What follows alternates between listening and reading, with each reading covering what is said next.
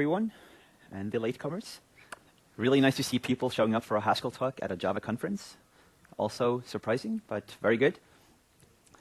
I'm going to talk about Haskell on the JVM. But first of all, I don't really assume you know any Haskell. I'll try to teach you what you need to know as we go. Does anyone know Haskell by any chance here? Oh, a few. OK. Oh, quite a few. OK. And does the term pure functional programming mean anything to people? Can I see a show of hands? Also, quite a few. OK. Wow. This might work. But I'm going to need you to pace me, because if you're stuck, if you don't understand anything, just yell out, and I'll try to explain. Just ask questions whenever. I might just say, talk to me after, if I don't consider it relevant, or I don't know the answer and just pretend I know it. And so yeah, anytime, just stop me. So let's begin. Functional programming, is suddenly legit. It's a well-known term, but what is actually meant by it? Java has lambdas now. Even C++ has lambdas for a while. Scala markets itself as object-oriented programming meets functional, the best of both worlds on their homepage. Clojure say they have an emphasis on functional programming. JavaScript, supports object-oriented, imperative, and functional programming styles. Okay. Swift, very honest. Functional programming patterns, for example, map and filter. So it's hard to come up with a really succinct definition of functional programming. But it's called functional programming. It has to do with the use of functions, and it does. I think that's what most people mean by the term, and I think that's a very valid definition. But we kind of move the question now to what's a function, and of course, Wikipedia, as always, can help us. So, function is a relation between a set of inputs and a set of permissible outputs, okay, with the property that each input is related to exactly one output. Sure, that's probably not what people, you being programmers, think about when you say it's a function. This is more mathematical, set theoretical definition. But we want to work with these kinds of functions. So function can mean, two very broad things. In mathematics, if you have the sine function and you give it pi halves, you get 1. If you do it again, you get 1. Programming, if you have the rand function and give it nothing, unit, whatever, void, whatever you want to call it, you get 3. Call it again, you get minus 87. Same input, different output. So this is obviously a different beast. So we need a way to say, we mean those kind of functions. No matter which one you choose. We want to say, we mean the functions as in mathematics. And that's where the term purely functional programming comes in. And again, Wikipedia to the rescue. It's basically defined as a style of building structure and elements of computer programs that treats all computations as the evaluation of mathematical functions. So basically, when people say purely functional programming, it's just to indicate that we mean the mathematical functions, not the functions you have in C. So purely functional programming it's really just that, programming with mathematical functions. So given the same input, always the same output. And this has a lot of consequences, this simple sentence. So no side effects, no mutation. Mutation just means changing the value of a variable. No I/O directly. I'll get back to that. And it sounds completely impractical. And it kind of was in the beginning. But of course we need to do I/O. But I'm getting ahead of myself. So I'm going to talk a lot about Haskell. Frege, the language I'm talking about, is a Haskell for the JVM. I have taught Haskell workshops over 3-4 nights, even just one-day workshops, even just given an overview of the languages in an hour. But Today I'm going to try to teach you all the basics in 5 minutes. And I really mean it. You can stop me at any time, and we can see if we still hit the 5 minutes mark. And if you know Haskell, there will be some like asterisks above my head. I'm not going to lie about anything, but I'll keep it simple. So the syntax we're going to see, well, first, defining a function. I mean, you can see there's very little syntax, really. We define the function add1, takes a parameter n, and it evaluates to n plus 1. Easy, I think. Calling a function, we have the same function, add1, and we just pass it the argument 8. There's no parentheses. There's really little syntax. And no surprise, it just evaluates to 9. You can also partially apply a function. So if we have the add function that takes 2 parameters, a and b, and returns the sum, calling it with 1 argument returns a function waiting for the next argument. This will also be shown a bit later. So far, so good. Okay, excellent. Of course, I have to show that Haskell is actually a functional language. So, I mean, we have our maps and folds or redos. So if you had the list XS, you can map my partially applied function, add 1 over it, and it evaluates to what you expected, 2, 3, 4. You can also call fold. I mean, it's also called reduce in many languages. Initial value is 0, and our add function to combine elements, and you get 6. So we have the functional programming building blocks, or whatever Swift called them. We do have anonymous function, lambdas, all the rave. So instead of using our add function that we defined before, we can just define a function there and then. Function taking n, returning n times 3.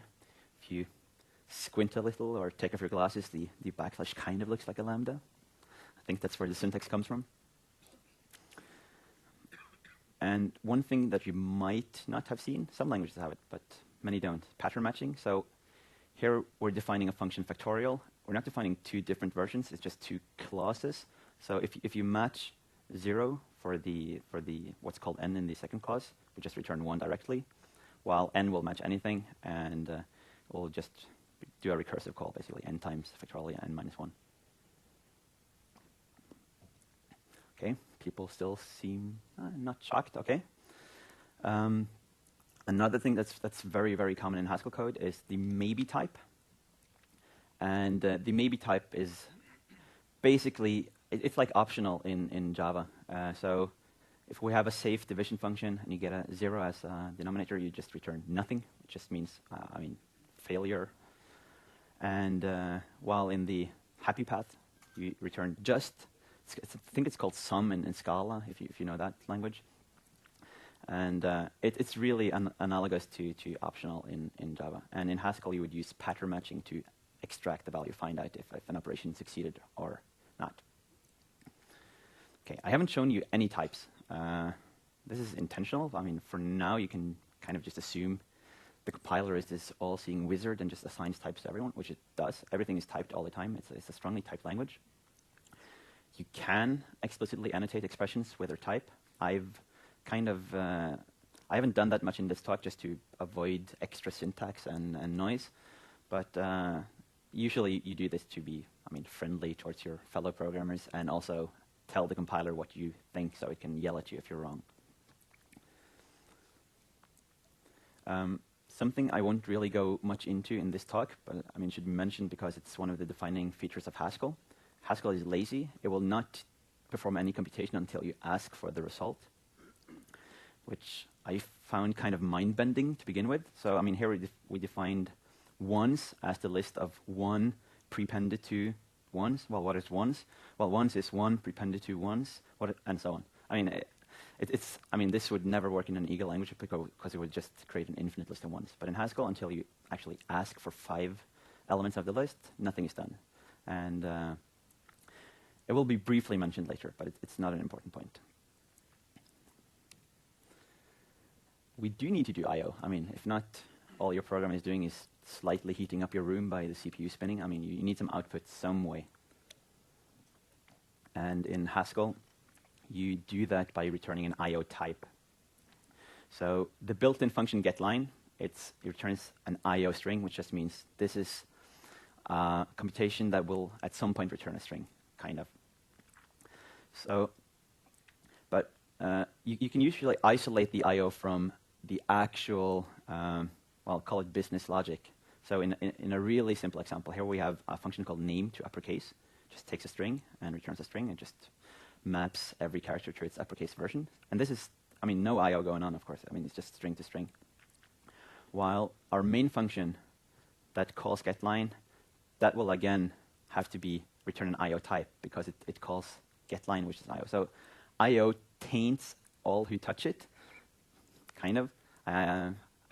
I know this is very new if you haven't done any pure functional programming, and but the point is you're really explicit about side effects or effects. You have to be.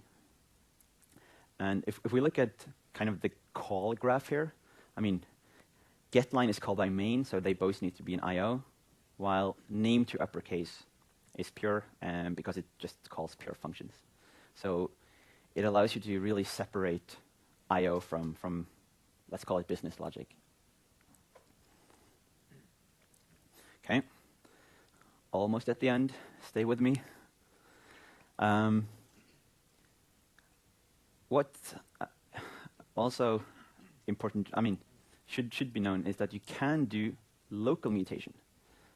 So the details, I know this is a bit noisy, but the details aren't super important, but it is possible to do a local mutation. Here we may have a program that's basically a counter, takes a list, and it creates a mutable reference, the stref thing, initial value is 0, and I know this is a lot of syntax, and then it just basically calls this modify stref on each element with the value x from the list. So it just maps over the list, assigns the value to x, and adds it to the counter. So we have local mutable state, and the type system makes sure this can never escape. You cannot share this mutable reference with other functions, other code, other threads. And then the final thing here is just reads it back and returns it. And this is something you would use to implement, say, a fast sorting algorithm that uses mutation internally. I don't see it that often in Haskell code, really. It's usually library code, but it will be important for Frege, because Frege needs to talk with Java, and Java has mutation all over the place, and this is the mechanism that's used to control it. Bit abstract, sorry. Okay, so people are still mostly awake and alive. Excellent. Let's just stop to breathe. I mean, this is most of the Haskell syntax you'll see. I'll introduce a bit more syntax, and you can choose to ignore it. It won't be important, or again, feel free to just ask about it. So, we were talking about pure functions. And why do we want pure functions? Well, they're easy to reason about. You can always replace a variable by its definition, anywhere, anytime. Just like algebra in high school mathematics, you can really just always do this equational reasoning. If x is defined to be something, anywhere you see x, you can always put it in. That's not the case if you don't have a purely functional programming language. It's easy to optimize. I mean, this is a kind of a compiler-writer's dream. No mutation. There's no synchronization. You can always memorize a call to a function. If you see it called with a given value, anytime else it's called with the same value, you can just I mean, why perform it again? I mean, you know the answer. Doesn't matter if you evaluate things concurrently in different threads. I mean, it's all deterministic. So safe concurrency and deterministic parallelism, which is kind of a holy grail. And I mean, last but not least, side effects are explicit. So, I mean, you avoid the shared mutable state monster that you have in many other languages, which makes parallel programming super hard. So, explicit side effects. Why? An example, software transactional memory is it's an alternative to lock-based synchronization. if you've programmed any Clojure, you might have seen it. It's quite, or seems to be quite popular in the Clojure camp, and it's a really nice way to do synchronization, where you, instead of pessimistically locking around a critical section, you just assume this will probably go well. And if you detect a conflict, you roll back and try again. So here is an example of a withdraw function. If you ever had any classes on concurrent computation, you've probably seen this as a brilliant example of a race condition where you read the balance first from a bank account, and then wait a bit, and then you write back balance minus the amount you were passed.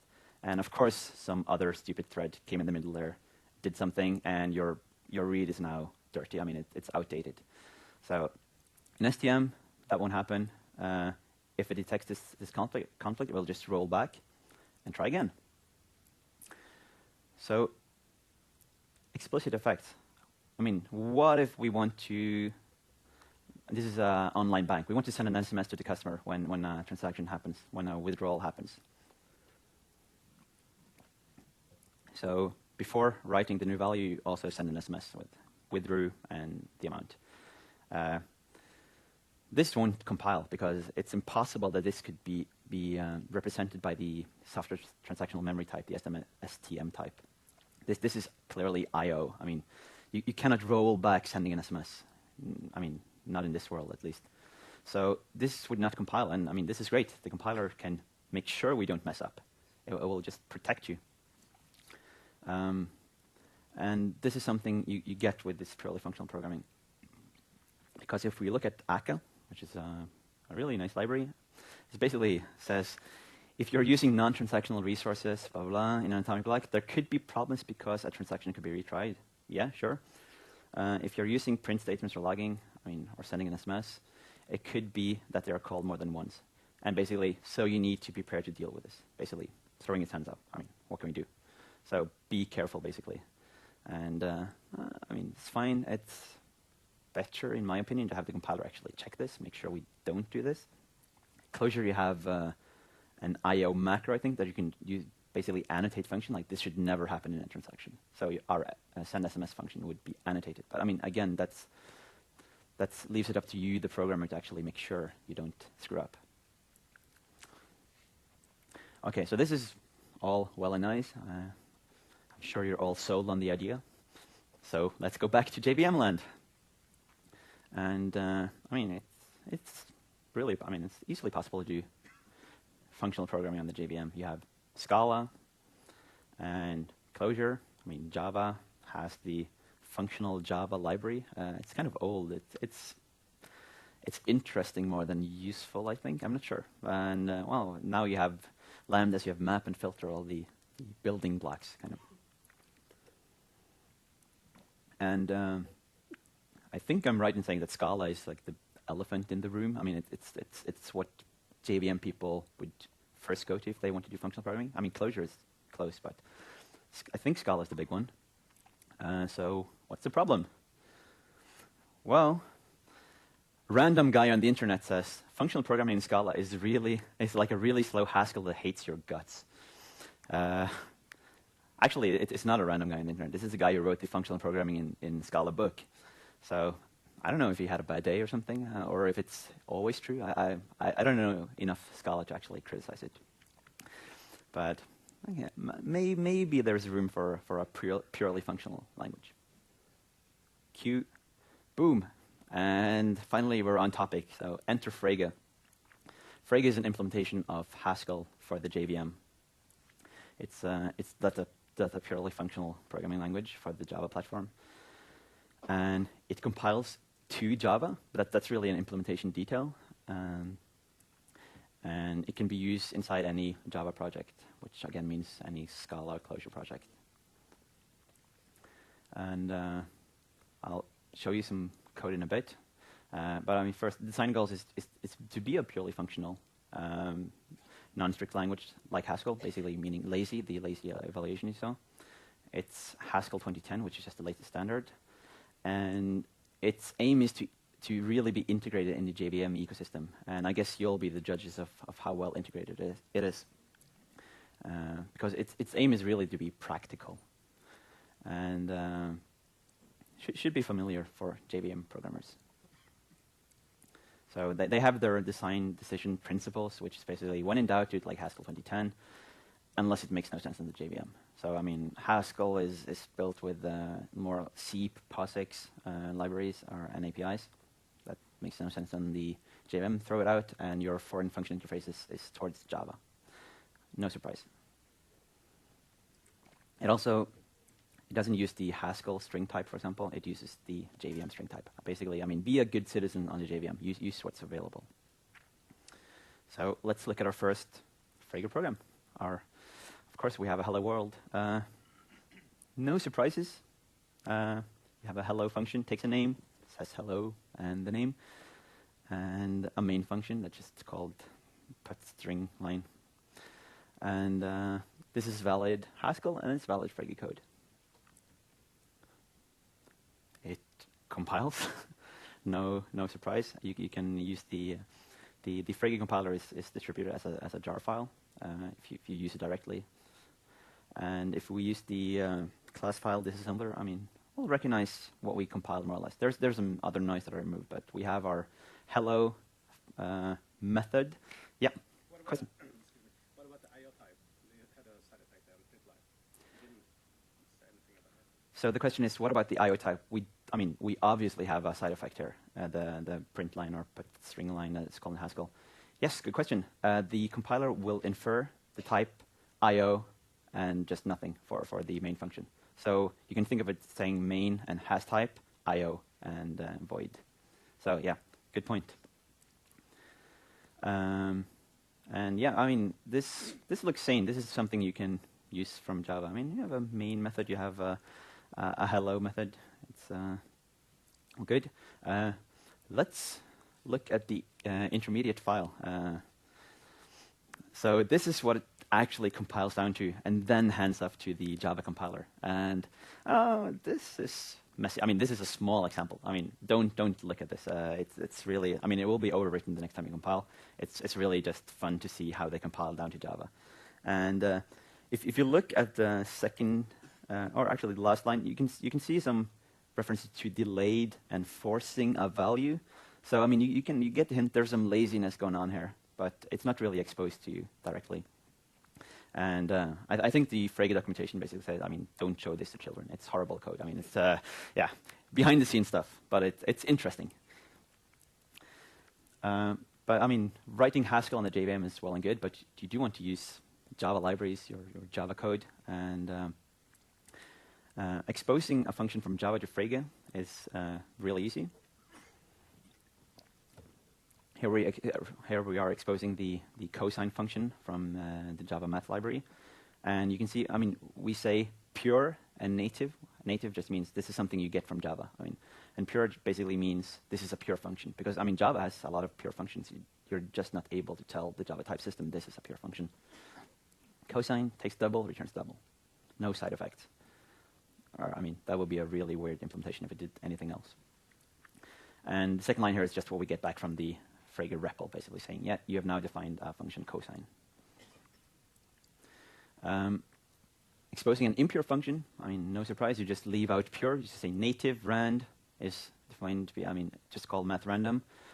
We need it to be a function type. That's why we passed a void or unit or what you want to call it, the double parentheses.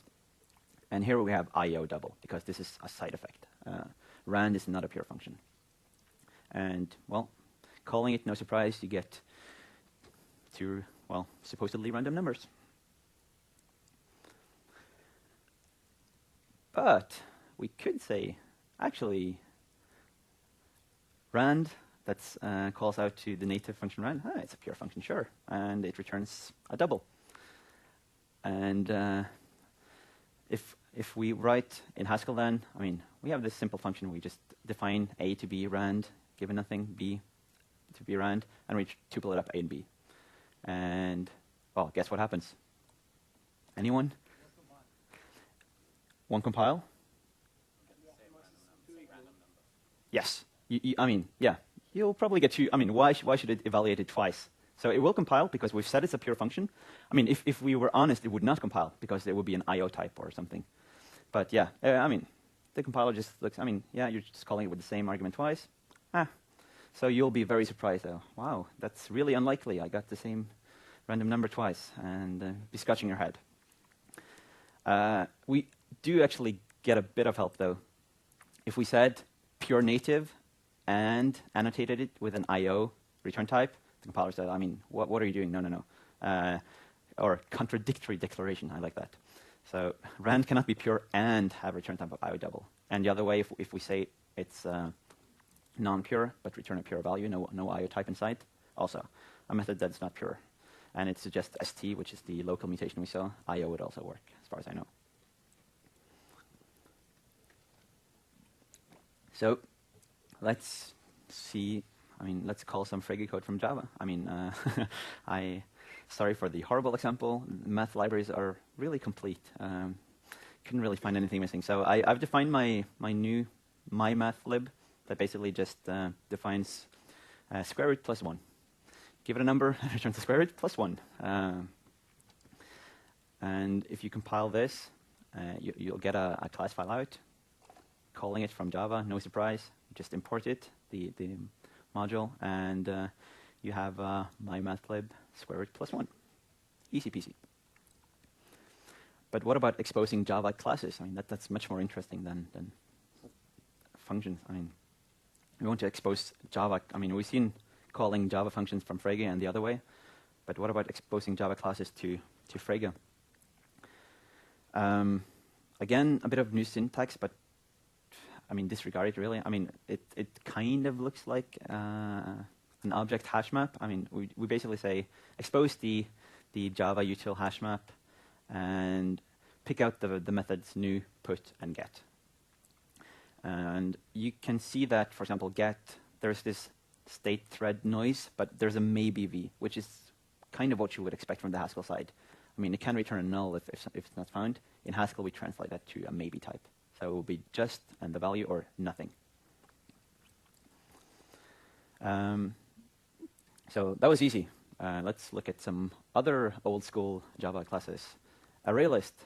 So it's more or less the same, but here the get can throw an index out of bounds exception. And we can annotate that in the import to Haskell when we declare this bridge. And if you, I mean, do notice that both add and get take this, I mean, mutable s array list a. Mutable just is something that's used to track native Java types because they're always mutable. Any guesses to why the array list is always the first parameter to all these methods or function? So you can carry it. Nope. The function is external to the class. The function is external to the class. Yes, kind of, but yeah, I mean that's true. But in Java, you get something implicitly when you call a method on an object. Big hint. Yeah.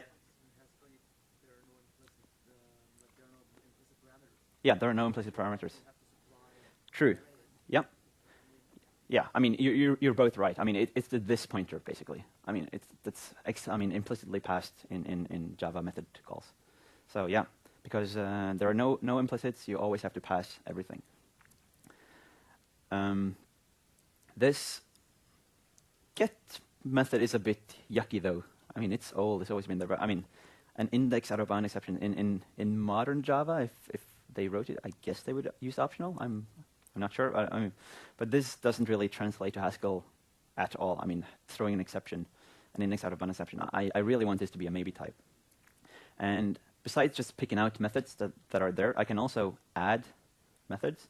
So this is the get I really want. The apostrophe is part of the name. I mean, I want something that returns a maybe.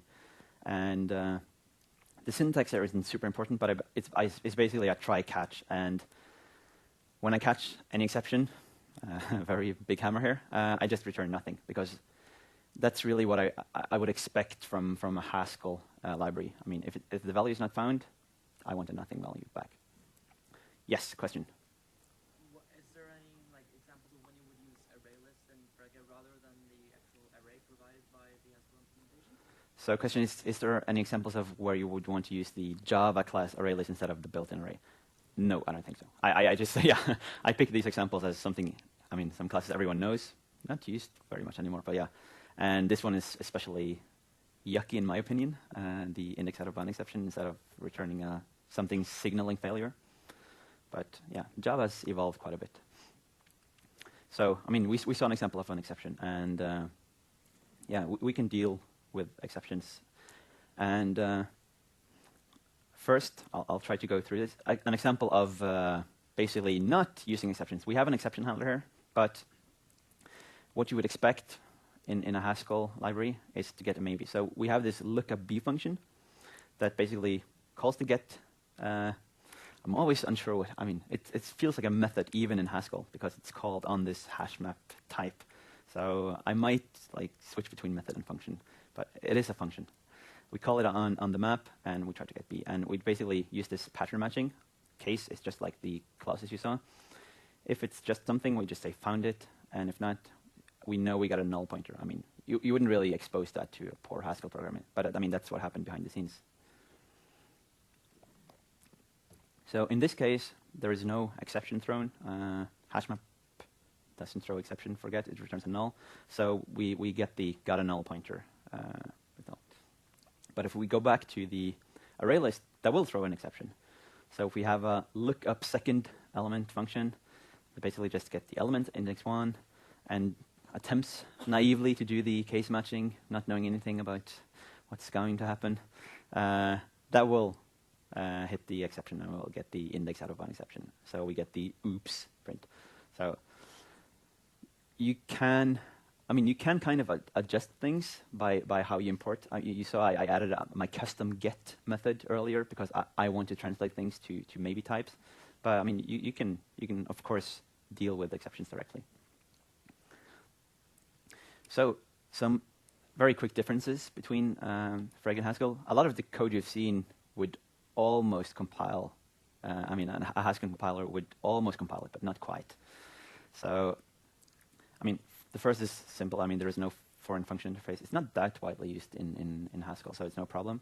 It's just, but this syntax is, I mean, it's a Haskell programming. I mean, not knowing anything about Frege or the JVM would be kind of confused. Like, what's going on? This looks vaguely familiar, but this basically gives you what feels like an object in Haskell. That's why I'm so confused about method versus function here, because this usually just declares a data type in Haskell with constructors and so on. But what I mentioned, strings are not lists of characters. That's that's a really good thing. The Haskell string type is really fun for teaching people. It's fun to have a list of characters, but in practice, in a real-world application, you don't want a linked list of characters. That's unless you're just eating from one end, I guess. But so in Frege, you basically just have functions packed and unpacked to go between them. If you want to treat them like a list of characters. So if you want to follow a Haskell tutorial with Frege, you'll probably see a lot of like string examples because it's such an easy data type. Yeah, and as I mentioned, values have methods on them. This is very foreign in Haskell, and of course, I mean that's what you would expect in Java, and it's quite pleasant actually. I've never really, I mean, writing a bit of Frege, it feels natural. Maybe because I know the Java libraries behind this, but it's all good. So, is Frege a Haskell for the JVM? I mean, I'm not sure if it should be considered a Haskell for the JVM or a Haskell-inspired language. And I mean, it doesn't really matter. But if you're expecting to just take some Haskell code and just pipe it to the Frege compiler, you will be very sad because there will be a lot of hiccups. You probably need to know both Java and Frege to actually be productive. And the project state is, I mean, it's kind of in a transition now between Java 7 and Java 8 and 9. And they hit some Java compiler bugs with Java 8, so it seems that they're moving directly to Java 9. So now you're kind of stuck with Java 7 versions, which, I mean, is fine. I mean, it's not like you really notice.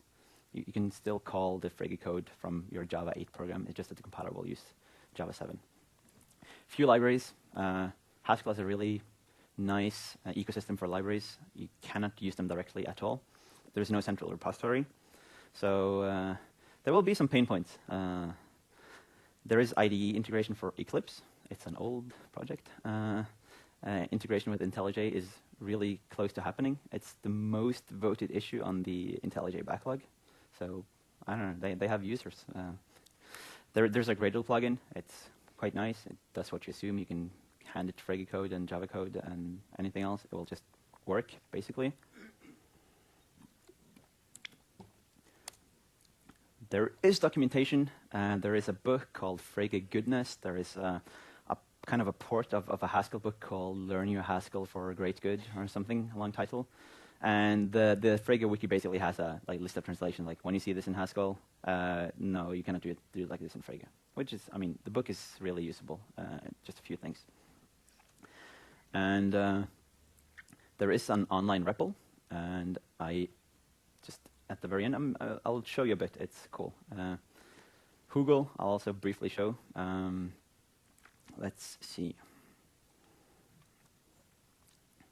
Wow. Can you read this at all? Should I? Okay.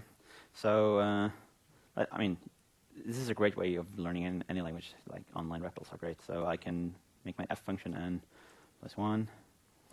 And let's see, I can call it. Wi-Fi's up, amazing.